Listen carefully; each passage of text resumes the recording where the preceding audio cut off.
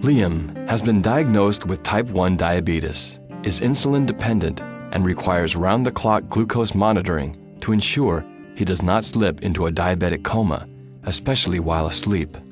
Shortly after Lisa Kelly found out her son had the condition, she learned of a new type of glucose monitor, one with 4 legs and a keen nose. Ron Pace had been training police canines for 30 years when Lisa asked him to try training a dog for her son. Ron quickly figured out how. We can teach a dog to be an explosive detection dog and a narcotic detection dog. I mean, dogs they can do a lot. It's a matter of showing them what you want them to do and when. And that's all we're doing. Pace now trains dogs at his center, using actions and rewards to detect high or low blood glucose levels on their owner's breath or skin. You're dropping down in a low. To the dog, it smells like a metal bucket, a real acetone type smell. The highs are real sugary, a little bit different. Now, when Liam's blood sugar level rises or falls to dangerous levels, Max will jump up and paw his chest, telling him to test his blood. A high or low reading wins Max a reward. The addition of Max in his life allows Liam to participate in sports like lacrosse, where at a recent game, Max once again came to the rescue. I was playing and apparently he was freaking out on the sideline with my mom. And halftime I checked and I was 2:15. I could smell it. Medical dogs like Max are making a difference in a growing number of households. He's big, he's hairy, and he slobbers all over the place. And for all of you at home, you're about to meet Duke. But Duke is more than just a mascot for the football team. Duke is on the sidelines of every game because Duke is a diabetic alert dog. He's there to assist Justin Gubster, the Tigers' starting right tackle. It's great having someone on the sideline who can tell you before I even feel it or before anything else can tell me. Justin wears an insulin pump, automatically giving him insulin all day. But the junior lineman cannot wear the pump during football games. It was 3 years ago the Gubsters welcomed Duke into their family to help Justin manage his blood sugar levels during competitions.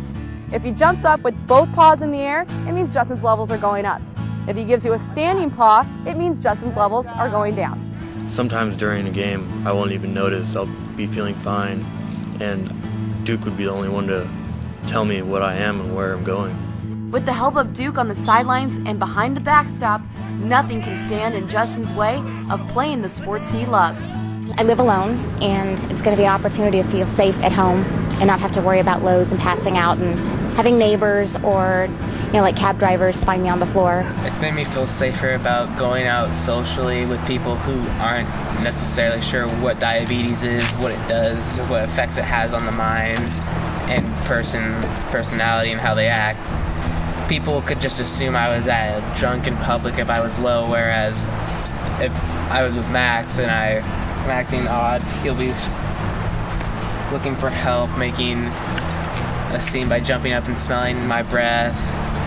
And he can also help alert me before anything fatal or drastic could happen, which could result in me being hospitalized. Having Max has allowed me to no longer be the diabetes sheriff around home.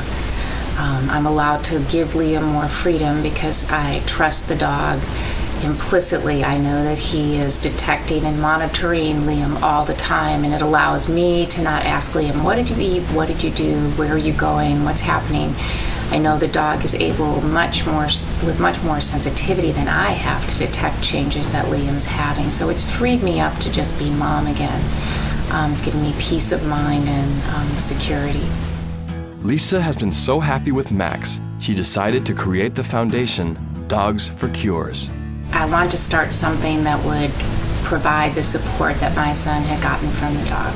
The Dogs for Cures Foundation raises money to provide trained diabetic alert service dogs for those who need and can't afford them, and works to standardize and reduce the costs of training diabetic alert service dogs. In addition, the foundation raises funds for scientific research that validates the usefulness of medical alert dogs in type 1 diabetes. My hopes for the future are like any parent or family member of someone with type 1 diabetes. I hope for the cure. I hope that we have to have an end to the battle and the burden of this disease. But until that time, my hope is that through this foundation, we'll be able to get as many diabetic alert service dogs to people that would want and need them.